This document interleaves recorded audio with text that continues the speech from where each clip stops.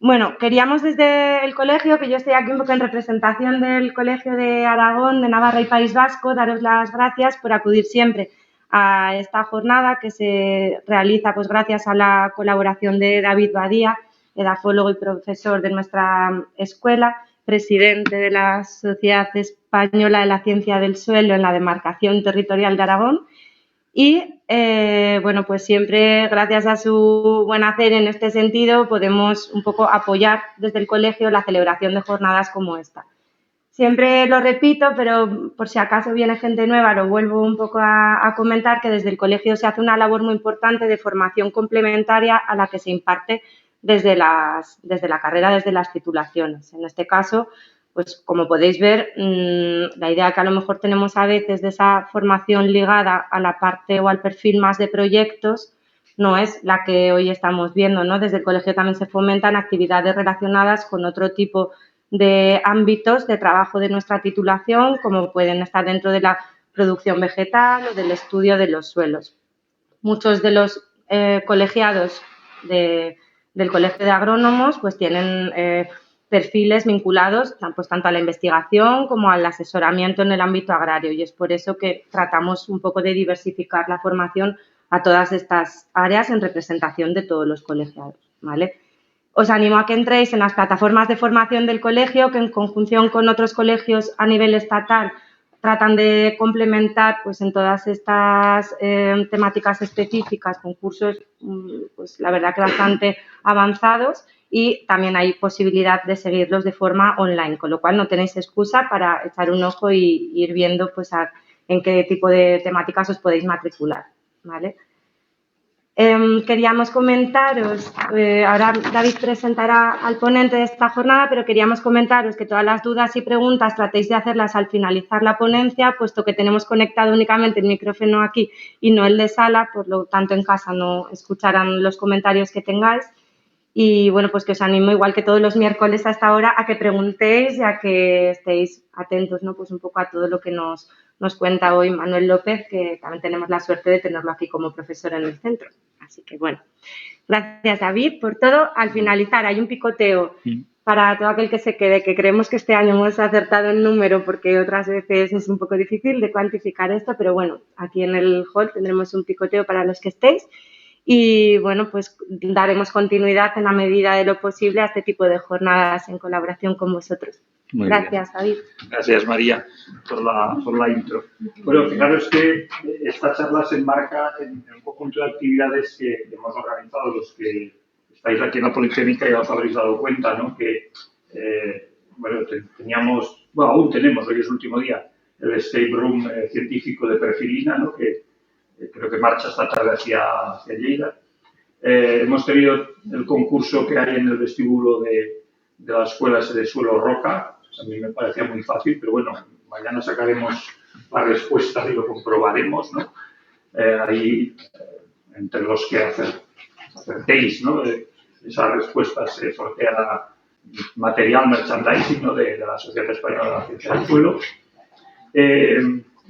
Bueno, teníamos también online, eso lo habréis visto, ¿no? Otro concurso un poco más avanzado de taxonomía de suelos. Bueno, eso está por ahí el QR. Y hoy, pues, tenemos esta charla de Manuel López Vicente, que ha aterrizado en esta escuela recientemente, ¿no? Contratado como profesor permanente laboral I3, con un recorrido ya importante, ¿no? Ha estado en la Universidad de Jaén, en La Coruña estos últimos 4 años, con estancias en Wageningen, bueno, en fin, que tiene un bagaje investigador importante.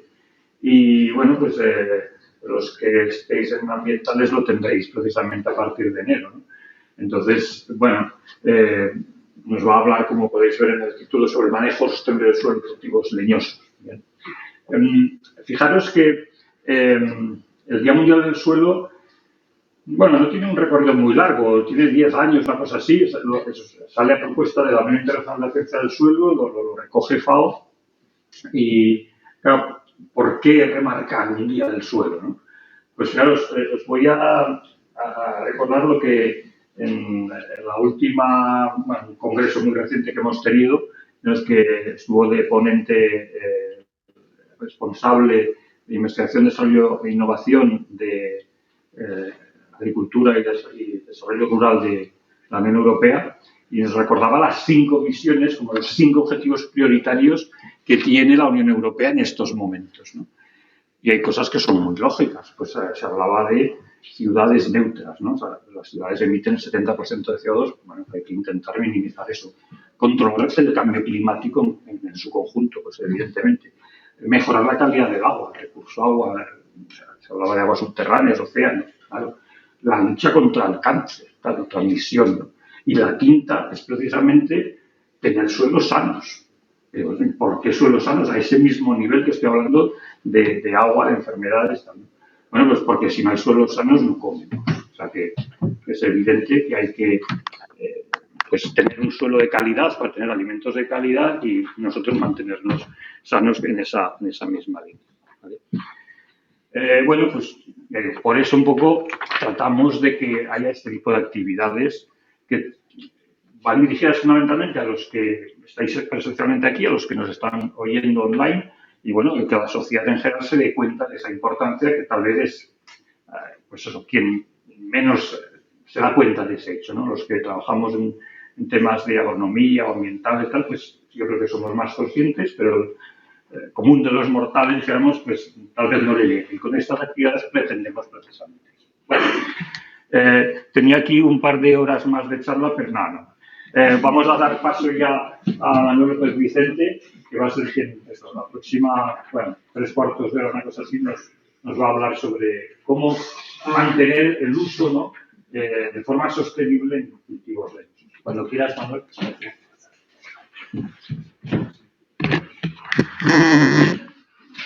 Bueno, pues muchas gracias por la presentación. No sé si sabéis cuál es el motivo de que el día 5 de este mes sea el día que se seleccionó para celebrar el Día Mundial del Suelo. ¿Hay alguien que ya lo sabe? Aparte de Silvia, que se lo he dicho antes. Bueno, pues al final de la presentación os lo diré. Es una cosa muy particular, muy curiosa. Esta presentación, bueno, me voy a poner cerca para que me oigan. Esta presentación la he dividido en 4 partes. En esta primera parte, sobre la respuesta hidrológica del suelo. ¿Por qué? Porque lo que nos permite es cuantificar, ponerle números. Cuando ponemos números podemos saber si algo es mejor o es peor que otra cosa. Tenemos muchos procesos, muchas métricas, hay factores, hay propiedades que podemos cuantificar. Luego vamos a ver cuál es el manejo que tradicionalmente se ha realizado en este tipo de cultivos, en los permanentes. Porque durante siglos los viticultores han hecho lo que han hecho, ¿no? Han tenido sus motivos. Luego vamos a ver cuáles son los beneficios, pero también las problemáticas que hay con el uso de las cubiertas. Y luego, finalmente, os he seleccionado varios casos de estudio en los que he trabajado yo, en varios de los proyectos que he liderado en estos últimos años. Bueno, si estáis viendo esta fotografía, es el resumen, es la síntesis de lo que entendemos por la respuesta hidrológica del suelo. ¿Qué es lo que estamos viendo? Pues que hay un evento de precipitación, se nos genera escorrentía que va circulando por la superficie, tenemos una desagregación de las partículas de suelo que se transportan y hay una redistribución de esas partículas a lo largo de las laderas y finalmente tenemos una pérdida neta de suelo. ¿Qué es lo que estamos viendo? ¿Lo veis bien o quito esta primera fila de luces? ¿Lo veis bien? ¿Sí? Vale. Más al fondo estamos viendo un bosque típico del Mediterráneo, bastante denso. Luego vamos a ver una superficie grande en una zona de baja pendiente con un cultivo. Y en primer plano, ¿qué es lo que estamos viendo? La pérdida neta de suelo, pero sobre todo lo que vemos es una superficie asfaltada, es decir, donde no vamos a tener ningún tipo de permeabilidad. Si pasamos de la fotografía a los procesos, ¿qué es lo que tenemos? Esto, pero no os asustéis que no vamos a entrar en detalle a todo esto, ¿vale? Detrás de la respuesta hay muchos procesos, muchos parámetros y es lo que podemos cuantificar. Es lo que nos permite decir que el uso de cubiertas es beneficioso o no lo es, ¿vale? He destacado 4 palabras. ¿Por qué? Porque la primera es la del almacenamiento de agua en el suelo. Es fundamental, tanto para que la vegetación natural pueda crecer, pueda vivir, pero también nuestros cultivos, ¿vale? El suelo es como la esponja en la que se almacena el agua que las plantas van a necesitar para su crecimiento y su desarrollo. Por lo tanto, comprender bien cuál es el tiempo de respuesta, cuál es la circulación del agua dentro del suelo, la capacidad que tiene para almacenarse, es crítico. Otra de las palabras que os he subrayado es conectividad. Hace referencia al transporte de que cuando las partículas se desagregan, o bien por el impacto de la lluvia o por cizalla, por la escorrentía, esas partículas se transportan y llegan a un sitio. ¿Cuál? El que nos interese. Por ejemplo, pueden llegar a un curso de agua permanente o no permanente, pueden llegar a un cauce, a una acequia, pueden llegar a una desembocadura, a una laguna, a un embalse, ¿vale? Según cuál sea el punto que seleccionamos para estudiarlo, la conectividad cambia, ¿de acuerdo? La tercera palabra que os he subrayado es el sedimento. El sedimento no es lo mismo que el suelo, son dos cosas diferentes. ¿Por qué? Porque en el sedimento nos vamos a encontrar el suelo que se ha desagregado, que se ha transportado, pero además restos de vegetación. Hay veces que podemos encontrar, cuando los eventos son de gran magnitud, micro y mesofauna, pero también nos vamos a encontrar con otros materiales, como por ejemplo los plásticos, los metales, los contaminantes. Es decir, el sedimento no es exactamente lo mismo que el suelo. Y por último os he subrayado esta palabra que tenemos más arriba, que son las escalas. La magnitud a la que suceden cada uno de estos procesos está en función de las escalas. Son procesos no lineales, ¿vale? ¿Eso qué significa? Que los procesos que predominan en ciertas escalas de tamaño y de tiempo son distintos. Bueno, aquí ya tenemos una visión como general de esto. ¿Qué es lo que sabemos? Pues que el uso del terreno nos condiciona muchísimo en la respuesta que vamos a encontrar. No es lo mismo la que encontramos en un bosque con árboles o en una zona con arbustos, pero dentro de las tierras de cultivo no es lo mismo si el suelo está cultivado o lo hemos dejado en barbecho. Nos cambian muchos parámetros, la rugosidad, la permeabilidad, la erodibilidad. Nos cambia en función del tiempo también la composición química, la actividad biológica y, por lo tanto, todos los parámetros que tienen que ver con la escorrentía y con la redistribución también cambian. Bueno, ahora nos vamos a centrar en los suelos de cultivo. En los suelos de cultivo tenemos como tres grandes bloques. Los cultivos permanentes, que son los viñedos, los olivares, los almendros, los frutales. Tenemos los cultivos de cereal y tenemos los pastos. ¿Qué es lo que ocurre? Espacialmente son diferentes. En el caso de los permanentes, es una distribución que es heterogénea. Las filas no tienen nada que ver con las calles, pero las filas están siempre en el mismo sitio, no las cambiamos, y las calles también. Temporalmente es variable, porque la fenología del cultivo hace que durante ciertos meses el suelo tenga una buena protección y durante otros meses el suelo prácticamente no va a tener ninguna protección, salvo la que nosotros le pongamos con el uso de cubiertas. En el caso de los campos de cereal, lo que vamos a ver es que en el espacio es totalmente igual siempre, no hay ningún cambio, pero temporalmente es muy contrastada. En los meses en los que el cultivo ha crecido bien, la protección es muy alta, pero en el resto de los meses el suelo no tiene ningún tipo de protección, ninguna. Y en el caso de los pastos, ¿qué nos encontramos? Pues que es como en el segundo caso, a lo largo de todo el campo es exactamente igual, pero temporalmente es continua. Por lo tanto, son tierras de cultivo con tres tipos de situaciones muy distintas. Y ahora nos centramos en los permanentes. Y dentro de los permanentes, a su vez, vamos a encontrar dos grandes mundos. O bien porque usamos cubiertas, o bien porque no vamos a tener ningún tipo de cubierta, que es lo que conocemos como el laboreo tradicional o convencional. ¿En qué nos cambia? Bueno, pues que en el primero de ellos tenemos un suelo que está bien protegido. ¿Frente a qué? Frente a dos cosas. Frente al impacto de las gotas de precipitación y frente al impacto de la circulación de la escorrentía. En el caso de un laboreo o de un manejo sin ningún tipo de cubiertas, es un suelo sin protección frente a estos, frente a la lluvia y frente a la escorrentía. ¿Por qué os he puesto estas dos palabras? Porque el impacto de la lluvia es bastante importante. La velocidad, la energía del impacto no es lo mismo que la gota llegue sobre la superficie del suelo o que primero toque la vegetación y de la vegetación se escurra hasta el suelo. Y la segunda palabra, la de velocidad. Esa es una palabra crítica. ¿Por qué? Porque en realidad el agua no causa daño por su magnitud. No pasa nada porque haya una gran cantidad de agua. El daño lo causa la velocidad. ¿De acuerdo? Lo podemos ver mejor si pensamos en que la escorrentía tiene una altura, pero es una altura muy pequeñita, son unos milímetros, salvo trombas de agua muy exageradas. Generalmente nos vamos a encontrar con una escorrentía de unos milímetros. Por lo tanto, la escorrentía, cuando tiene una cubierta o unos materiales sobre el suelo, no circula solo sobre el suelo, sino que también tiene que atravesar o que pasar por encima de esos restos de vegetación, ¿vale?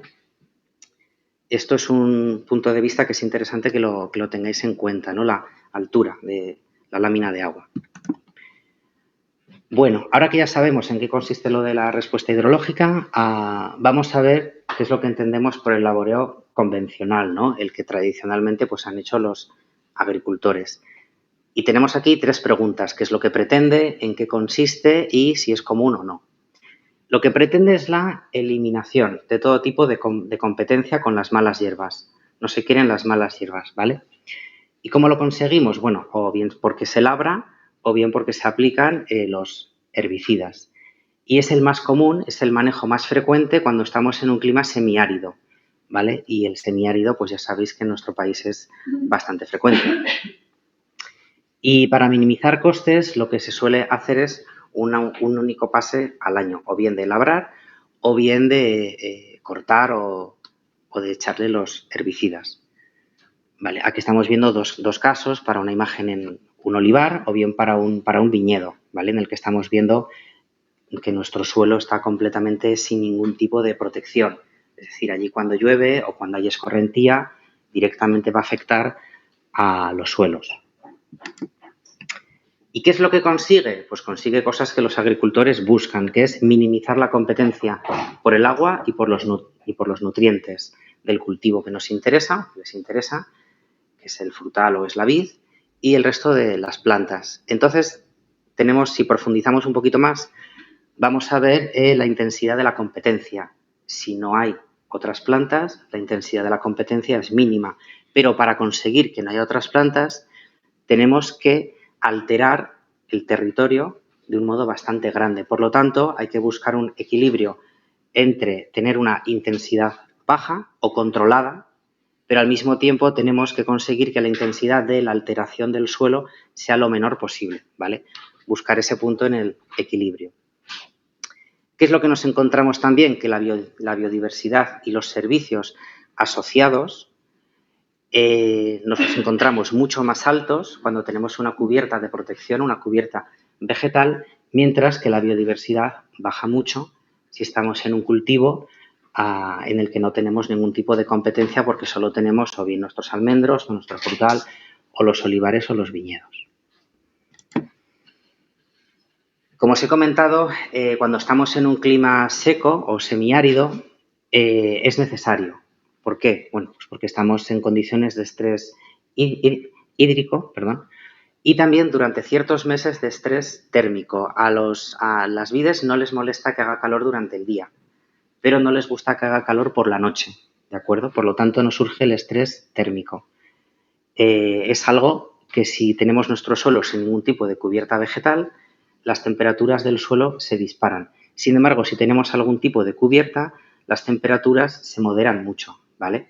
Porque la conductividad térmica es muy diferente de la que nos vamos a encontrar con el caso de la conductividad del agua. Son 2 aspectos muy diferentes. ¿Dónde es necesario también este tipo de manejo en el que no hay ningún tipo de protección? Bueno, pues cuando estamos en suelos muy poco profundos, suelos con un contenido en rocas muy alto o suelos con nutrientes con pocos nutrientes.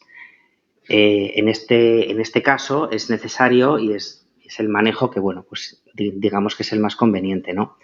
Hay en muchos sitios donde la viticultura se desarrolla en suelos que solo tienen 30, 40 o 50 centímetros de profundidad. No son suelos profundos, sino que son suelos bastante someros y la pedregosidad suele ser bastante alta. Pero ¿Genera problemas? Pues la verdad es que sí. Cuando tenemos un suelo sin ningún tipo de protección, una de las cosas que vamos a tener es una pérdida de suelo muy alta. ¿Cómo de alta? Bueno, pues vamos a poner números.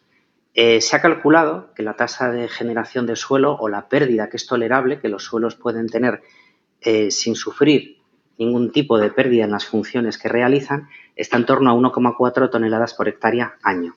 ¿Vale? Todos los suelos no son iguales, por supuesto, pero más o menos estamos en torno a 1,4. Si nos vamos a esta gráfica, a la de la derecha, que es lo que estamos viendo, pues que en España la tasa promedio de pérdida de suelo en los viñedos son 15 toneladas. Es un orden de magnitud superior, es una barbaridad. Pero hay países como en Italia, donde estamos en torno a 40 toneladas de hectárea año, es decir, más de un orden de magnitud.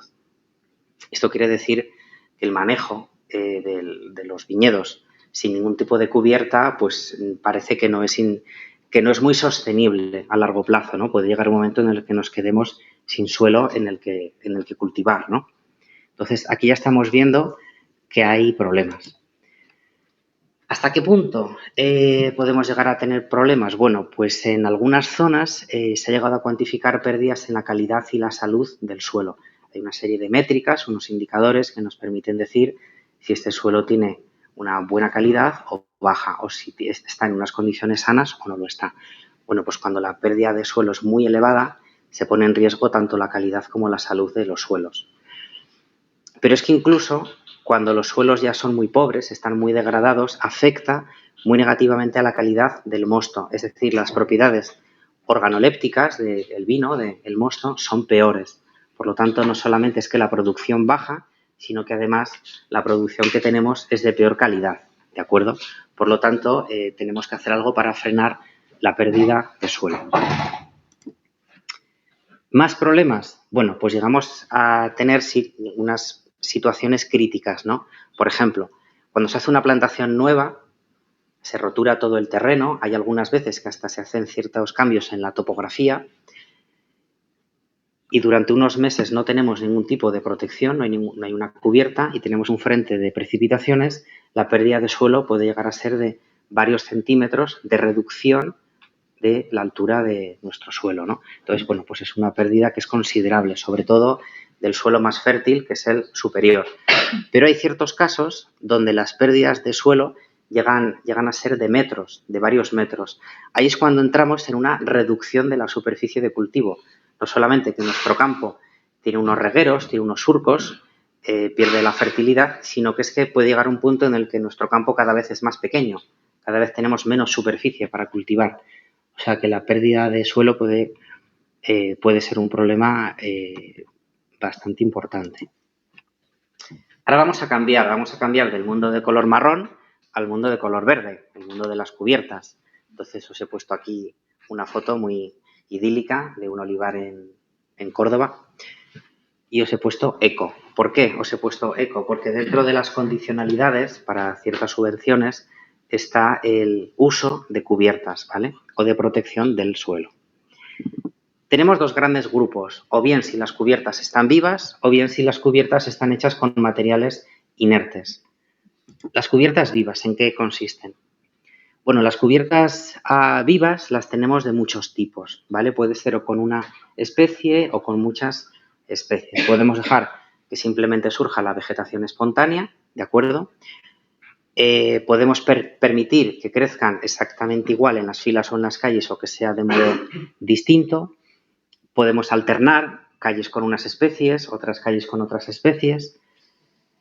Podemos hacer una siembra o bien con una, que es la que nos interesa, o bien con un pool, con una mezcla de 4, 5, 6, 7 especies, con distintos porcentajes de semilla según el resultado que queramos llegar a tener.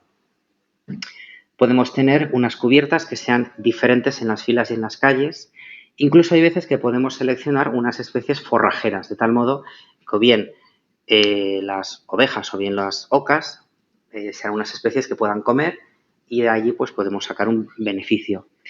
Esta que os he enmarcado es la que de un modo más frecuente podemos encontrar en el somontano, en la denominación de origen protegida del somontano de Barbastro, que es el uso de la vegetación espontánea, así no hay que sembrar, no hay que comprar ninguna semilla, en calles alternas año y vez. ¿Esto qué quiere decir? Bueno, pues que de vez en cuando hay que labrar, porque si no tenemos costra superficial y por lo tanto se nos reduce la permeabilidad del terreno. Entonces, es lo que os he comentado antes, hay que buscar un equilibrio entre los beneficios de las cubiertas y también los perjuicios, ¿no?, de las cubiertas. Y no hay una fórmula mágica, cada zona, cada área de estudio es diferente.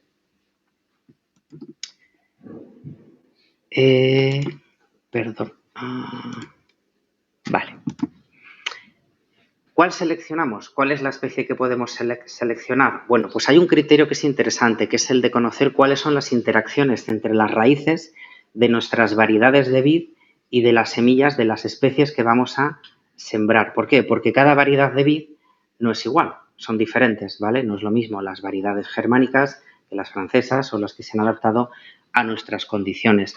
Y los distintos tipos de plantas que podemos poner en las calles o en las filas, está claro que van a interactuar sus raíces con las de la vid. Otro de los aspectos es, tenemos que saber cuáles son las propiedades físicas, químicas y biológicas de nuestro suelo para seleccionar las especies de plantas para nuestra cubierta que mejor se adapta. Hay que tener cuidado con los hongos y con las bacterias, porque hay ciertas especies que van a favorecer el desarrollo o crecimiento de ciertas especies de hongos o de bacterias. Entre los hongos y las bacterias siempre hay una lucha por el espacio, ¿vale? Por lo tanto, si queremos ir en contra de un hongo porque hay una bacteria que se expande y le quita sitio, puede ser algo interesante a tener en cuenta. Sea cual sea la cubierta que pongamos, hay que manejarla, hay que gestionarla.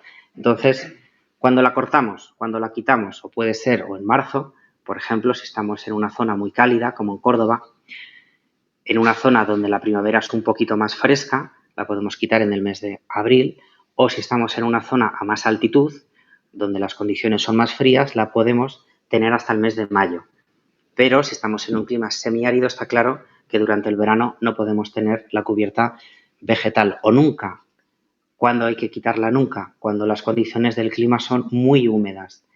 ¿Aquí lo vamos a tener? Pues la verdad es que no. Tendríamos que irnos a zonas del norte de Portugal, zonas de Galicia, zonas muy húmedas, donde sí que es posible tener una cubierta de vegetación durante todo el año, porque no hay ningún problema de competencia por el agua. ¿Cómo las quitamos? O con los herbicidas, o se labra, o se cortan, con o sin picado, o simplemente se aplastan, ¿vale?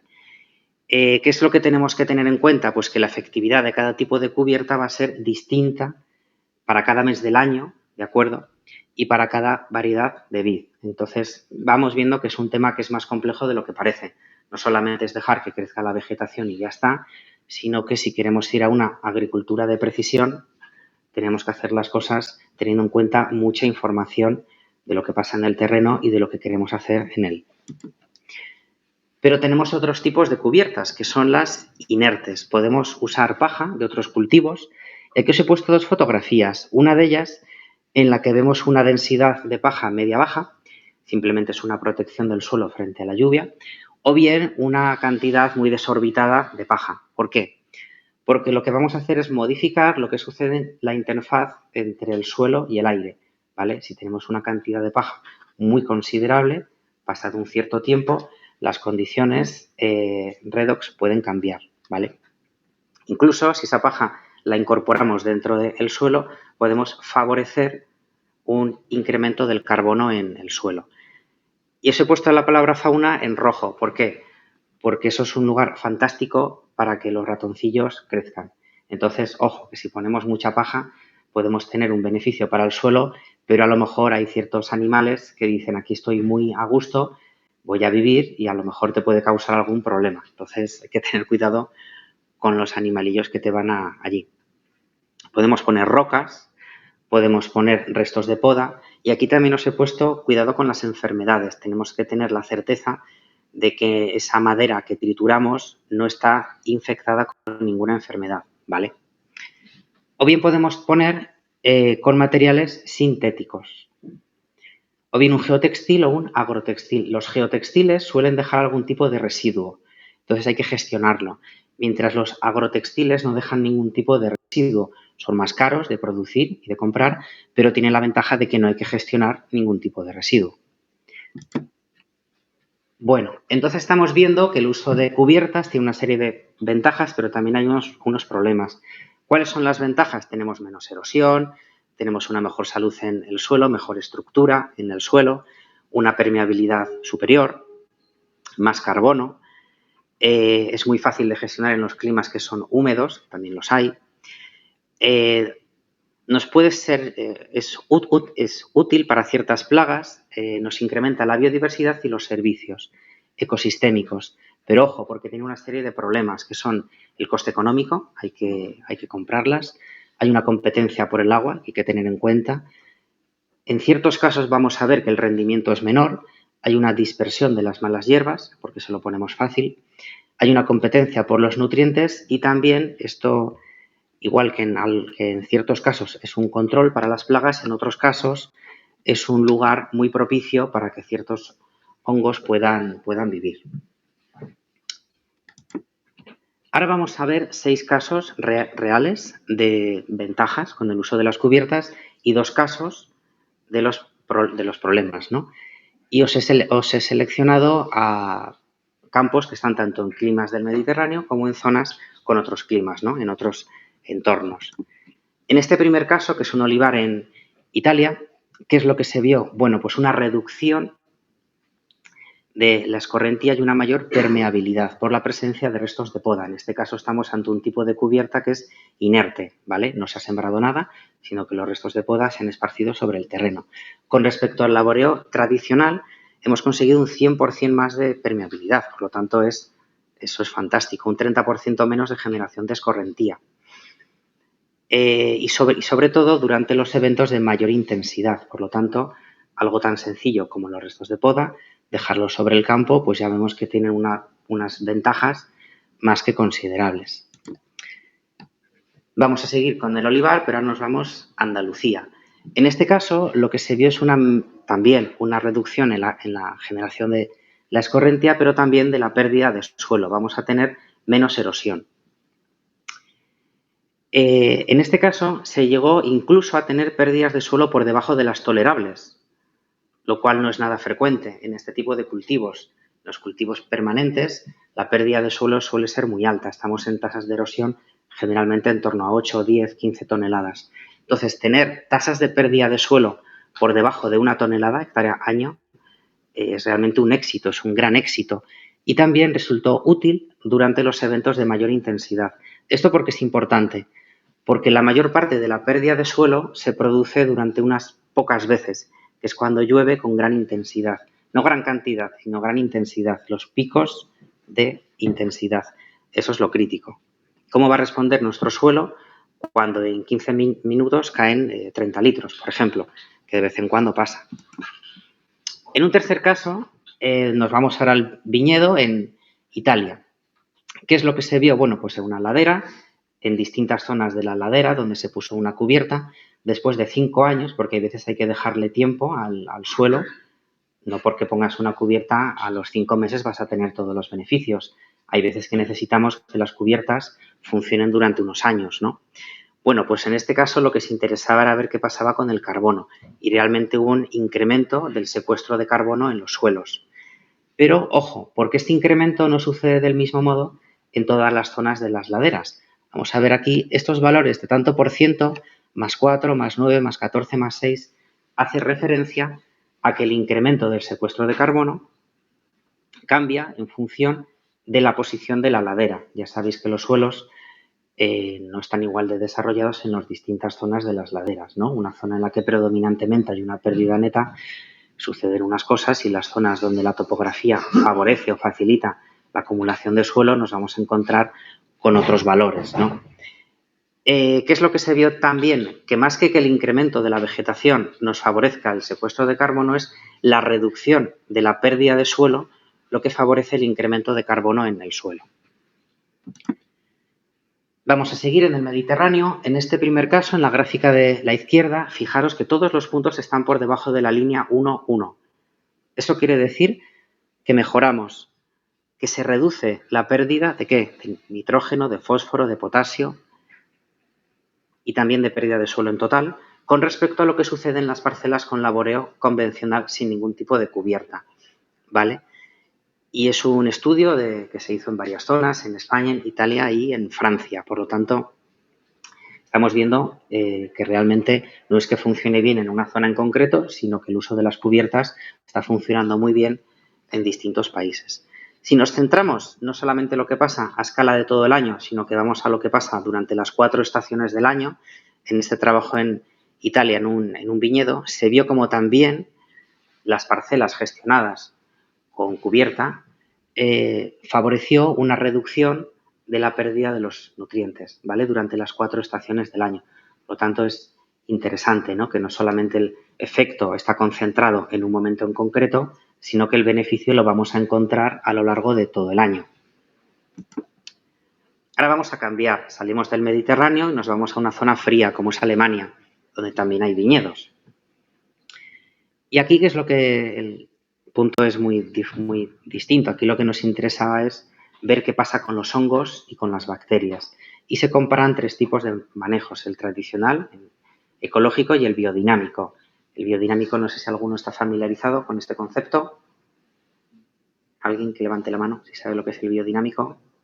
¿Solo una persona? 2, 3. Bueno.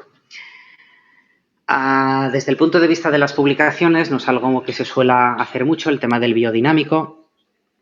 El ecológico sí, por supuesto. Entonces, ¿qué es lo que estamos viendo? Que a distintas profundidades, y tanto en las filas como en las calles, hay un incremento de la biodiversidad.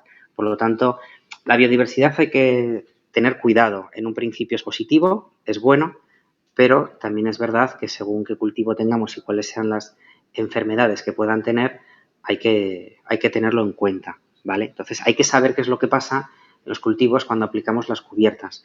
A priori es un beneficio, pero también hay que saber que puede ser un problema. Entonces, si seguimos con los climas fríos como Canadá, British Columbia, y seguimos con las enfermedades, ¿qué es lo que se vio en este trabajo? Pues que la plantación de mostaza durante el invierno favorecía el control de una de las enfermedades de las vides, que es el que se denomina como pies negros. Entonces, sí que es cierto que la plantación de ciertas especies puede favorecer, puede ser como un aliado para el control de las enfermedades, ¿vale? Por lo tanto, no solamente hay un control de la erosión, más permeabilidad, sino que además tenemos un viñedo en el que hay cierto patógeno que está ocasionando un problema. Si seleccionamos bien cuál es la especie a sembrar en las calles o en las filas, podemos tener, pues lo que os comento, ¿no? Un beneficio sobre este control de las enfermedades.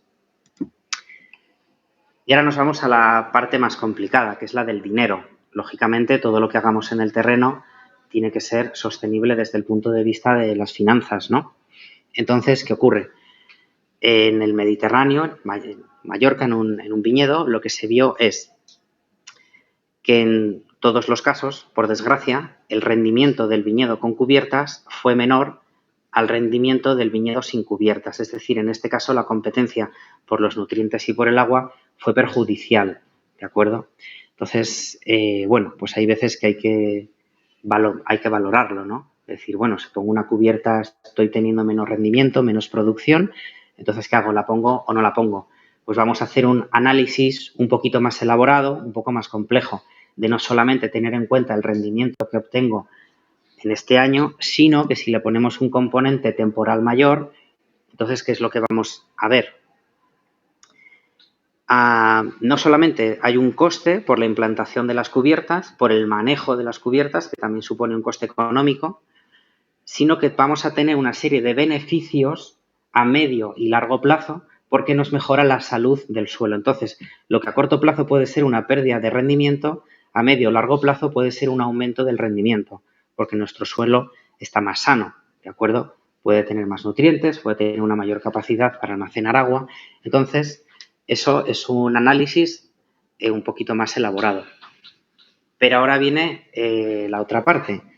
¿Cuánto le pagan a los agricultores por lo que producen? Entonces, en un país como en Austria, estamos ahora en torno a 0,90, que es muy poquito, por cada kilo de uva. Pero si nos vamos a nuestro país, 0,30 euros por kilo de uva. Entonces, no es lo mismo que un agricultor disponga de este presupuesto para hacer frente al coste de las cubiertas a que tenga ese otro, que es 3 veces más, es el triple de presupuesto para hacer frente al uso y manejo de las cubiertas.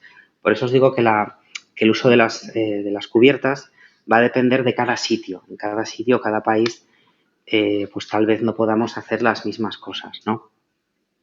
En líneas generales sí que es positivo, hay un beneficio, pero tal vez el beneficio desde el punto de vista de la gestión económica no va a ser exactamente igual en unas zonas que en otras.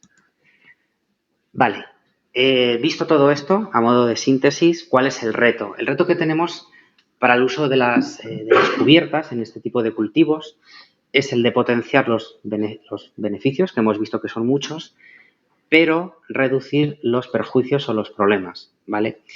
Y aquí hay que tener en cuenta que la rentabilidad de la uva o de las olivas es baja. El valor como tal se adquiere cuando se vende el vino o el aceite, de tal modo que los productores que solamente venden el fruto están en una situación peor para usar las cubiertas, mientras que los agricultores que no venden el fruto, sino que venden el producto que se elabora a partir del fruto, van a tener una situación financiera mejor para el uso de cubiertas, ¿de acuerdo? Entonces, estos son planteamientos que hay que tener también en cuenta, ¿no? No hay una solución mágica y decirle a alguien, pon cubiertas, te tiene que decir, no, bueno, pongo cubiertas si las cuentas me salen, si los números me salen. Entonces, la sostenibilidad tiene que tener en cuenta los tres aspectos, ¿no? El medioambiental, el económico, y si cuadran esos dos, pues al final vamos a llegar a una sostenibilidad social. Os hago un break y bebo agua. Os he seleccionado 4 zonas de estudio. Una de ellas está en Betanzos, son unos viñedos. 2 están en la provincia de Huesca, una en la parte alta, cerca de Embún, que son viñedos también. Otra en Barbastro, que es este viñedo de aquí abajo que veis, y otra que son unos olivares en Sevilla. ¿Por qué he seleccionado estas 4 zonas? Pues porque son 4 zonas bien diferentes entre sí, ¿vale? Tenemos 4 tipos de clima muy distintos. En la parte de Coruña es un clima muy húmedo, más de 1000 milímetros al año, con una temperatura muy suave, y un tipo de suelo que es el umbrisol cámbico. En la zona de Mediterráneo de alta montaña, que es lo que tenemos, una temperatura media muy baja, por debajo de 10 grados centígrados al año. Es un tipo de suelo que es el cambisol áplico. En la zona de Sevilla lo que estamos es un clima que es mediterráneo, pero subtropical. ¿Eso qué quiere decir? Que la temperatura media es casi de 19 grados al año. Si la comparamos con el Mediterráneo del Pirineo, es casi el doble. Y la zona de Barbastro, que es la más seca de todas, con solo 446 milímetros de lluvia al año. Y en esta zona el suelo es un regosol. Vale, de estas 4 zonas, ahora para esta presentación os he seleccionado solo estas 2. De las otras 2 también tengo publicaciones, tengo muchos datos que os puedo pasar. Si alguien está interesado, pues que me mande un correo o que venga a verme al despacho, al 33, y yo os enseño o os mando lo que queráis. Entonces, ahora vamos a la parte más científica, la parte un poco más dura, que os la he dejado para el final, para que os animéis. Vamos a ver en esta primera zona, en la de Barbastro, 4 trabajos. Espera que no me puedo ir aquí. En esta zona son 4 campos que pertenecen a la bodega Fábregas, que tenemos solo 2 tipos de uva, con garnacha tinta y con garnacha blanca, ¿vale? Y vamos a encontrar 2 tipos de cubierta, o con la espontánea, la que crece así sin más, o una que está sembrada, que es con esparceta o pipirigallo, no sé cómo lo llamáis exactamente, ¿vale? Y los trabajos en lo que vimos fue cómo podemos conservar el agua en el suelo, conservar el suelo frente a su erosión, vamos a conservar la materia orgánica y los nutrientes. Entonces vamos a comenzar con el primero de ellos, que es el de conservación de agua en el suelo. En esta publicación lo que vimos es que en la zona de las calles con cubiertas se incrementa bastante la tasa de infiltración. De hecho, es la tasa más alta que encontramos en toda la zona. Y toda la zona quiere decir los viñedos, campos de cereal, en cultivo o los que están en barbecho, y frente a los olivares también, tanto los que están en cultivo como los abandonados. También lo comparamos con las zonas forestales y con caminos de tierra. Y la más alta nos la encontramos en las calles con cubierta vegetal. ¿Por qué? Porque las cubiertas vegetales crean muchos canales preferentes para la infiltración. Cuando la escorrentía choca con el tallo de la cubierta, encuentra una pared y va circulando de un modo que es paralelo al tallo y entra por las raíces y también va circulando por allí, ¿vale? Y la escorrentía se frena. La velocidad a la que se mueve es mucho menor. La escorrentía no solamente va a depender de la pendiente, de la longitud o de la inclinación, sino de los obstáculos que se va encontrando, ¿vale? Por lo tanto, lo más importante es reducir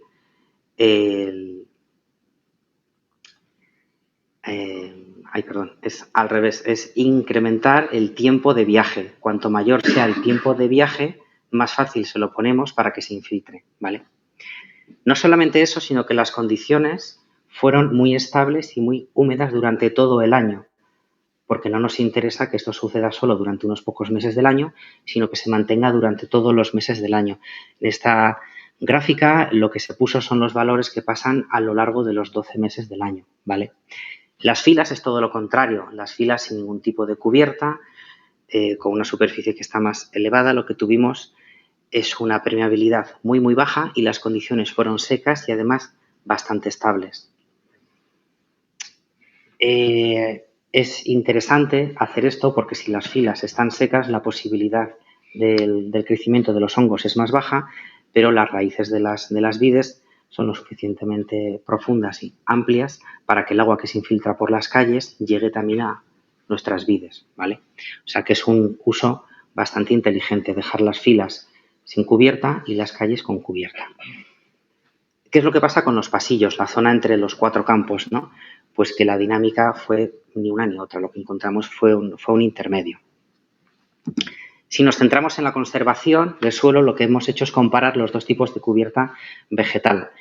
¿Qué es lo que destaca aquí? El tema de la concentración. La escorrentía siempre se va a generar, siempre vamos a tener agua que circula por la superficie, pero si la concentración de suelo en esa escorrentía es bajo, lo que vamos a tener es un agua más limpia, lo que vamos a tener es un suelo que no está perdiendo los nutrientes, ¿de acuerdo?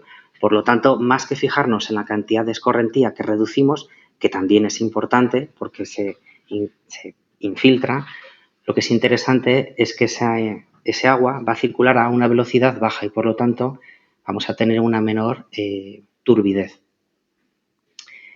Vale, hasta tal punto que la pérdida neta de suelos fue 22 veces más alta en la zona con vegetación espontánea frente a la sembrada con esparceta. Vamos a conservar la materia orgánica. Ya sabéis que el tema del carbono es bastante importante.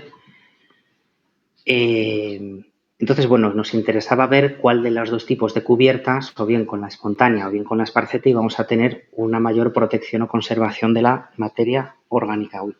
Y un poco más rápido, que ya son -5.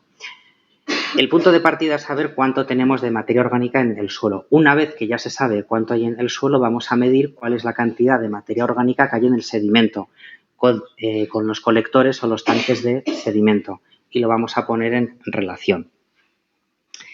La pérdida de materia orgánica fue 3,6 veces más alta en la zona con menor cobertera, mientras que en la zona con una cobertera más alta fue bastante más baja.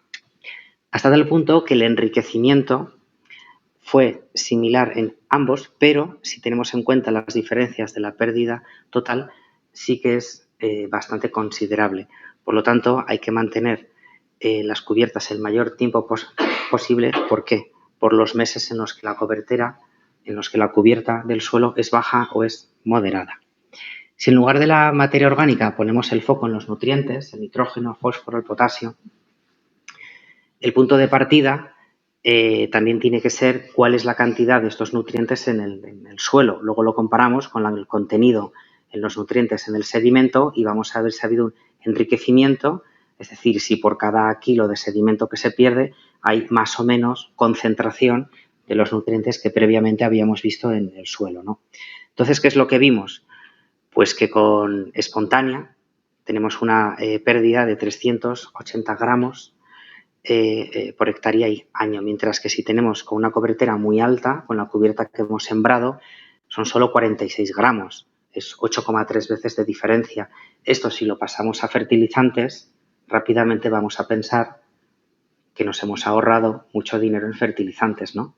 si preservamos los nutrientes, son menos fertilizantes que tendremos que poner en el suelo. Y esto va de la mano del concepto de seguridad alimentaria. Ahora parece que ha quedado un poco más lejos, pero hace un par de años el precio de los fertilizantes se disparó muchísimo y bueno, pues es algo que tenemos que tener en cuenta, ¿no? Voy a ir un poquito más rápido porque si no, no nos va a dar tiempo de verlo todo. Vamos a pasar a la finca de Sevilla, vamos a dejar los viñedos y nos vamos a los olivares, que es otro de los cultivos permanentes más importantes que tenemos en nuestro país y también aquí en Aragón. En este caso lo que nos interesaba era ver cómo 2 parcelas con laboreo sin ningún tipo de cubierta frente a 4 parcelas con un tipo de cubierta temporal. Y solo en las calles, qué es lo que pasaba con la generación de la escorrentía, la cantidad de agua que se está infiltrando y también con el transporte de carbono orgánico. Aquí ya hemos profundizado un poquito más. ¿Por qué os he subrayado lo de temporal? Porque en realidad en este clima sí o sí tenemos que quitar las cubiertas durante el verano. En Sevilla durante el verano no llueve prácticamente nada. Podemos tener 2-3 meses en los que las lluvias sean casi cero. No hay tormentas de verano como sucede aquí. Este verano, el 24, fue un poco raro y llovió en estas zonas, pero lo normal es que durante el verano aquí tengamos las tormentas convectivas y en Andalucía no llueva nada, pero nada de nada. Eso es lo normal. ¿Y por qué solo las calles? Bueno, pues porque en las filas los agricultores no les interesa tener ningún tipo de cubierta. El árbol ya está protegiendo bastante bien el suelo, mientras que la parte del suelo que no tiene ningún tipo de protección son las calles, ¿vale? No es lo mismo, aunque estamos igual en un tipo de cultivo que es permanente, pero la fenología de las vides y la fenología de los olivos es muy diferente, no tiene nada que ver, ¿vale? ¿Qué es lo que vimos con el tema de la escorrentía y con la infiltración? Bueno, en primer lugar hay que tener en cuenta que no siempre que llueve vamos a tener una generación de escorrentía. En este caso, en el 75% de los eventos de lluvia sí que hubo una generación de escorrentía. En un 25% de los casos no. Esto ya nos deja claro que la precipitación no siempre causa daño, ¿vale? Tenemos que llegar a unos mínimos valores de precipitación o de energía, de erosividad, para que haya una pérdida de suelo. La presencia de cubiertas en las calles hizo que el tiempo de saturación del horizonte superficial fuera 3,3 veces más rápido que en las calles que bajo los olivos, ¿Y qué es lo que vimos también? Que los valores de la escorrentía, justo cuando empieza, antes de que se concentre, ¿de acuerdo? Porque cada trocito del terreno genera su propia escorrentía que se suma a la que le viene de aguas arriba. Pero si tenemos en cuenta lo que pasa en cada trocito, si dividimos el campo en píxeles, para eso están los modelos de predicción, lo que vimos es que un 2,3% fue más baja con cubierta que con laboreo, ¿vale? Y aquí os he puesto esto que hay que recordar. Los procesos de lluvia, escorrentía y de pérdida no son lineales, ¿vale? A una escala de, si tenemos en cuenta todo el año, lo que observamos es que la escorrentía total bajo laboreo fue un 9% superior a la que se observó en las parcelas con cubiertas vegetales.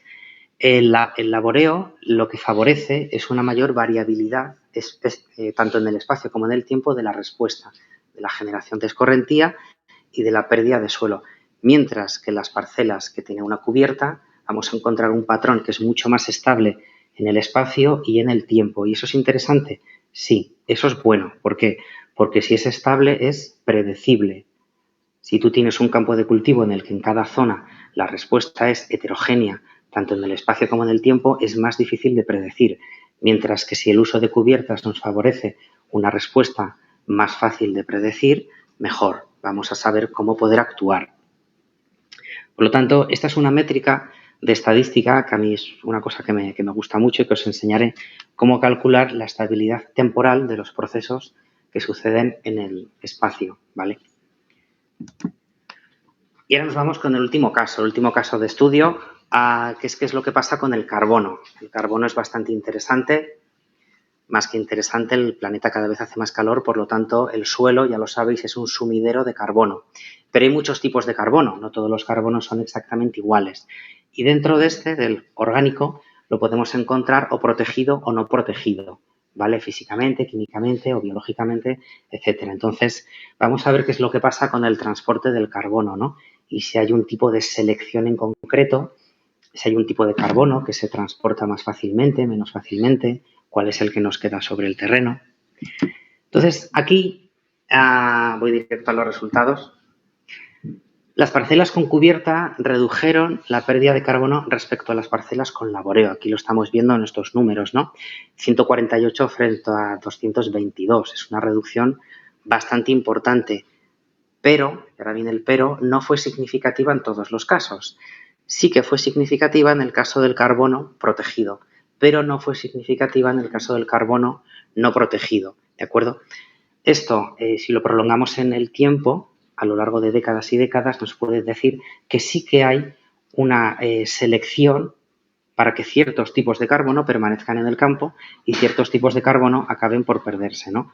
O el contenido en el suelo sea mucho más bajo. Y ya esta es la última. En todos los casos, la mayor proporción de pérdida de carbono fue en la fracción físicamente protegido, un 44%. ¿Cuál es la recomendación de este trabajo, de este estudio? Bueno, pues el uso o la siembra de una cubierta con especies que cumplan 3 cosas. La primera es que tenga un crecimiento lo más rápido posible. ¿Por qué? Porque llegan los frentes de lluvia del otoño. Por lo tanto, si la cubierta crece rápido, protege el suelo frente a los frentes de lluvia del otoño y del invierno. Que tenga un ciclo de vida muy corto. Cuanto antes se muera, mejor. Así no tenemos la competencia durante el verano. Y el número de veces que habrá que quitar la cubierta va a ser menor. Con una vez, suficiente. O sea, que crezca rápido, pero que muera pronto. Y autosiembra. Con autosiembra quiere decir que año tras año no tenemos que comprar la semilla y por lo tanto va a ser económicamente más sostenible. Y bueno, con esto ya he terminado. Si queréis hacer alguna pregunta o comentarios, pues encantado.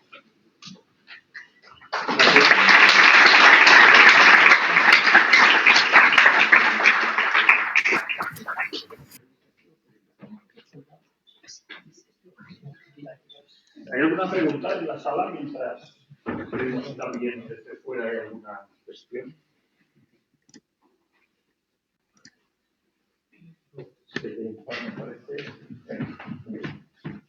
Ahora al final has cerrado con que hay que buscar una planta que para sembrar sea buena para la fiesta.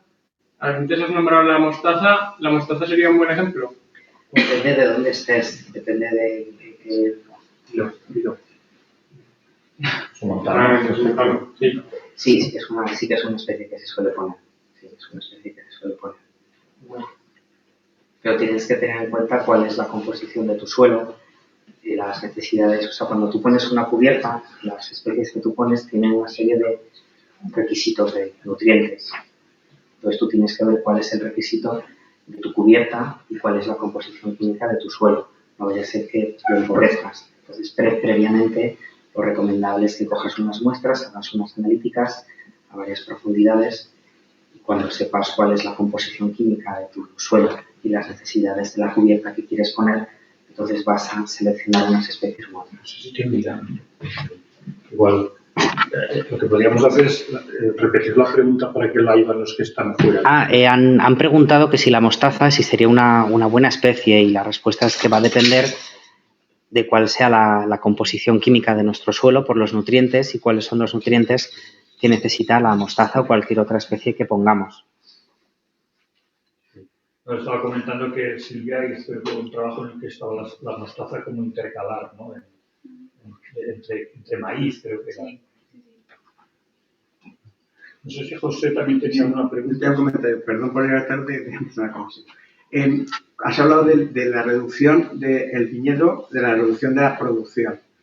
En viña en concreto, para mí no es el factor más importante, la pérdida de cantidad, sino la calidad, el efecto sobre la calidad. ¿Y tienes algún estudio que haya mirado ese efecto, o sea, el efecto de la cubierta vegetal sobre la calidad del viñedo? A ver, sobre la calidad, nosotros no encontramos nada en Bull, que fue donde lo medimos. pero en la cantidad sí, en la zona de Betanzos. ¿Por qué? Porque según el clima en el que estés, se puede favorecer el crecimiento de los hongos. Por lo tanto, hay que tener cuidado. En los climas que son más húmedos, que la mayor parte del año hay una humedad muy, muy alta, el uso de las cubiertas se lo pone más fácil todavía a los hongos. Entonces, hay que tener un poco de cuidado, porque si se te va de las manos, la merma de la producción es muy alta. Si no hay preguntas aquí, podemos ver si hay alguna pregunta. Todavía hay algunas preguntas. Sí, has hablado del aspecto clave que es la competencia entre raíces de las dos especies. ¿Hay algún estudio de si el uso de cubiertas vegetales hace cambiar el patrón de distribución del viñedo, por ejemplo? ¿Te refieres al patrón del sistema de raíces? Sí, bueno, me refiero a si hay diferencia al cabo de un tiempo. Puede haber una diferencia al cabo de un tiempo de usar cubiertas verdes en la posición de las raíces del viñedo. Yo no lo he estudiado eso, ¿vale? Sí que he leído algunos trabajos del 3D de las raíces, ¿no? Yo creo que no. O sea, si a lo mejor justo cuando plantas las vides, ese mismo año, esos años, pones también las cubiertas, tal vez, pero hay que tener en cuenta que las vides tienen la tendencia a profundizar y a expandirse, mientras que las plantas que se suelen poner, las leguminosas o las gramíneas que se ponen en las cubiertas, no desarrollan un sistema de raíces tan profundo. No, son raíces más finas y no vas a tener una raíz, una principal que luego no lo creo. Me resultaría raro que puede llegar a modificar el patrón de crecimiento de las raíces de la vid. Me resultaría extraño. Tal vez hay más. Sí que he leído más cosas de la importancia que tienen los viveros, ¿no? El bote en el que tú dejas, o sea, en la maceta en la que crecen las raíces cuando están en un vivero, eso sí que es importante, porque te condiciona la morfología de las raíces al comienzo, en los primeros meses. Entonces, luego, cuando la pasas al campo, hay veces que las raíces van a crecer mejor o peor si la maceta que has usado en el vivero es la adecuada o no es la conveniente. Eso sí que lo conozco. Sí, yo únicamente como complemento a lo que dices, porque me tocó hacer una revisión hace muy poco sobre este tema en almendro, y sí que es cierto que en los primeros años de plantación el hecho de mantener unos niveles de humedad superiores en la capa de arriba del suelo evitaba que se formara adecuadamente, en el caso de esta especie, una raíz más profunda, o sea que desarrollaba el sistema radicular mucho más en superficie, que quizá para esos primeros años no es lo más recomendable, sino como que habría que forzar a que no esté muy mimado el sistema radicular del árbol en los primeros años y luego ya plantearse la cubierta. Pero dependerá también de las condiciones climáticas y del suelo. Sí, claro, el tipo de suelo, de la textura, claro. del sitio donde esté. Si hay alguna pregunta desde fuera, no sé si... Pero porque podemos, como vamos a tener aquí... ¿Cómo lo puedo ver? Nos deberían hablar directamente, ¿no? Está Patricia. No hay ninguna. Ahora. ¿Tenemos alguna pregunta desde la distancia? Aquí los que estamos aquí lo tenemos fácil porque saldremos ahora aquí, comeremos el aperitivo y mientras tanto podéis asaltar al ponente. No hay ninguna pregunta en el chat. Está todo claro. Sí, has dejado las cosas muy claras y es hora de comer, está bien incluido. Bueno, pues si no hay preguntas, podemos dejar aquí por cerrada la charla. Gracias que nos he contado porque el 5 de diciembre. El 5, es verdad. El 5 de diciembre es el cumpleaños del difunto rey de Tailandia. Y lo más chocante es que este señor fue el que impulsó la creación del Día Mundial del Suelo. Por el motivo que fuera, el rey de Tailandia le tenía mucho aprecio al suelo y a los aspectos del medio ambiente relacionados con el suelo. Entonces, como puso mucho dinero, pues dijo, pues el 5 de diciembre, que es mi cumpleaños. Y ya está. Bueno, pues eso, lo que iba a decir. Gracias por vuestra atención, tanto online como presencial. Con esto, bueno, no iba a decir dejamos terminar que es el Día Mundial del Suelo, todavía no, porque de hecho los miércoles a estas horas nos viene Pierre Lembrun, un francés del INRA, Universidad de Savoia, el Centro Mixto de Investigación y Docencia, que también va a hablar de suelos. Entonces, bueno, los que tengáis interés en ese tema, pues aquí a esta misma hora, la próxima semana, volverá a haber otra charla de suelo. Agradezco a todos los que habéis asistido, al colegio, a la sociedad española, bueno, que han contribuido de una u otra forma que sigamos, ¿no?, con esta celebración. Venga, muchas gracias.